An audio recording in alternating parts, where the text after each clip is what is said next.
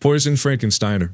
The Poisoned Frankensteiner is a brutal, high-risk variation of Scott Steiner's original move. Performed in reverse from the top rope, it spikes the opponent on their neck and shoulders, making it far more dangerous. Unlike the original, the recipient can't see it coming, increasing the risk of serious neck or spinal injuries. It made a rare WWE appearance at NXT TakeOver Brooklyn 2015 when Bayley hit Sasha Banks with the flawless Poisoned Frankensteiner. The crowd erupted, but backstage, safety concerns took over. With such a tiny margin for error, WWE banned it soon after. Muscle Buster. The Muscle Buster is raw power incarnate. It starts with the opponent draped over the attacker's shoulder, neck bent, legs trapped. Then they're driven down hard, spine first, in a modified sit-out slam. For years, it was Samoa Joe's signature weapon at TNA and NXT. But in WWE, it came with a price. Before he even debuted on TV, Joe wrestled a dark match on Monday Night Raw against Tyson Kidd. The Muscle Buster won the match, but it nearly ended her life. Kidd suffered a spinal cord injury so severe, doctors said only 5% of people survive it.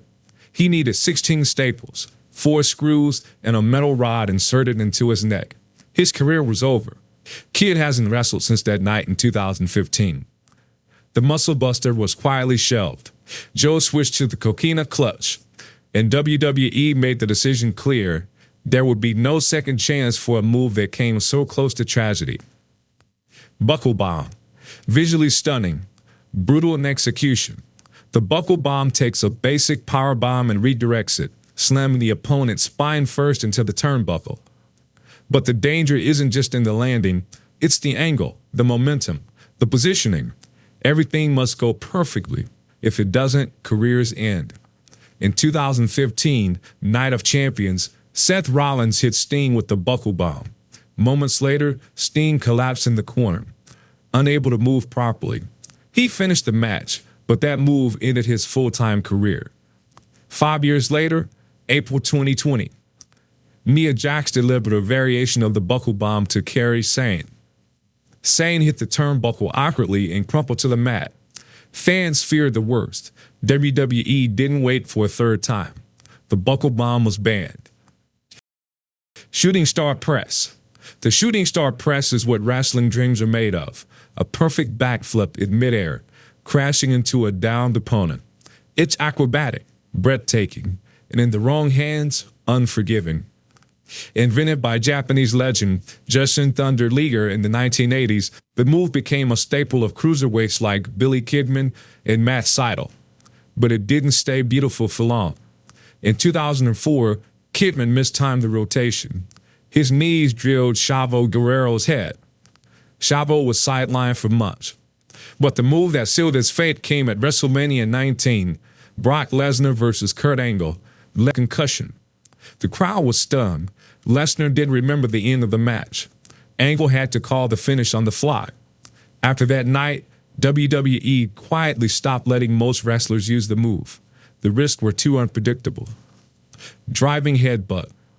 It begins with a leap from the top rope, body stretched midair, skull first into an opponent's chest.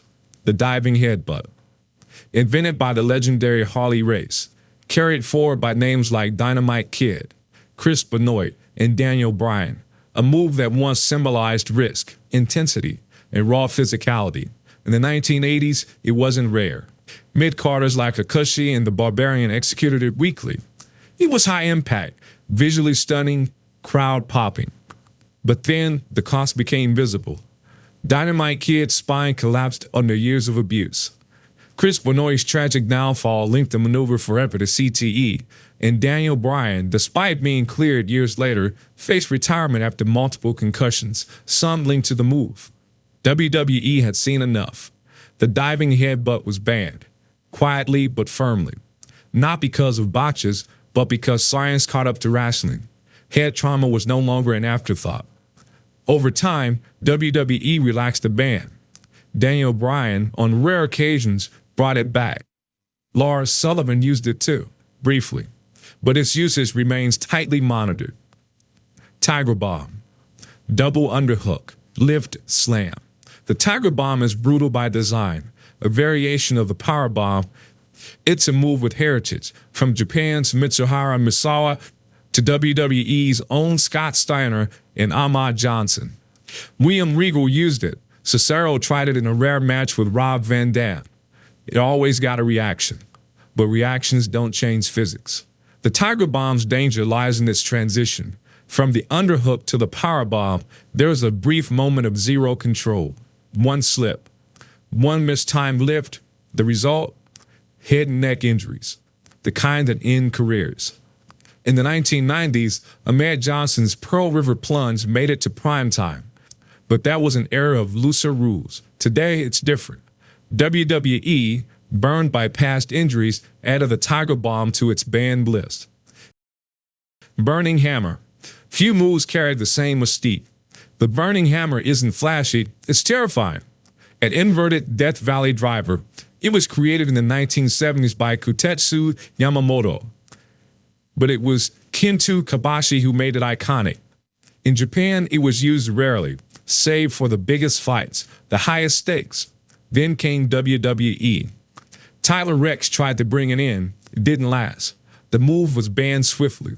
Officially, there were concerns about control. Dropping a man head first from that height is never clean. It's hard to protect someone mid-fall, especially when they're upside down. But that's not the whole story. According to Rex, it wasn't the danger that killed the move, it was John Cena. In an interview, Rex claimed Cena believed it looked too much like his attitude adjustment. Too similar to the top guy's finisher. In WWE, that's enough. Brian Kendrick once pulled it off. Bianca Belair too, in a modified version. It wasn't the danger, it was branding. In the end, the Burning Hammer was just too hot for WWE's tightly controlled world. Wings of Love. Michelle McCool stood tall in the WWE Divas division. Her finisher? A devastating lift and drop. A move that looked like a vertical pedigree but landed harder. She called it the Wings of Love. The move was effective, dominating. And like Kong's implant buster in TNA, it turned heads. But that visibility came with scrutiny. WWE began reevaluating its women's division. The brand at the time wasn't built for such physicality. And so, in 2008, Wings of Love was banned. The unofficial whispers were it was too brutal, too intense for WWE's Divas brand at the time. But Cool pivoted. She adopted the Styles Clash, AJ Styles' signature move, and renamed it Faithbreaker. Styles didn't mind. In fact, he was flattered. But the message from WWE was clear. A move might be safe, it might be crowd-pleasing, but if it doesn't fit the image, it goes. Pedigree. Triple H's signature move. The pedigree starts with a double underhook, hinting at a butterfly suplex. But instead of lifting, the opponent is driven face first into the mat.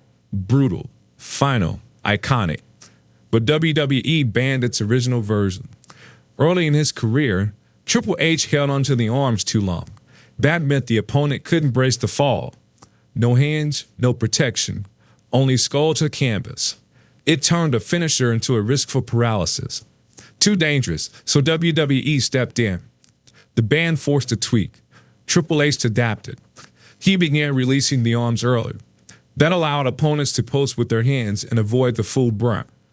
The move returned, safer, still deadly looking, but that original version, gone for good reason. Brainbuster, the vertical suplex cut short. That's the Brainbuster, invented by Killer Carl Cox. It drops the opponent head first instead of flat back. Used by legends like Eddie Guerrero, Coco Beware, and Justin Thunder Liger, it became a fan favorite across promotions. But not in WWE. WWE banned it, quietly. No infamous injury, no scandal, just a reputation. Too risky. It targets the neck and skull, just like the Power Driver. And like the Power Driver, one slip could mean disaster. Super Showdown 2019. Goldberg versus The Undertaker. A dream match turned nightmare. Goldberg, concussion match, attempts a jackhammer, misses. Undertaker takes a sloppy brainbuster instead. The danger was undeniable. That's why WWE pulled it. Controlled violence has limits. The Brainbuster crossed them.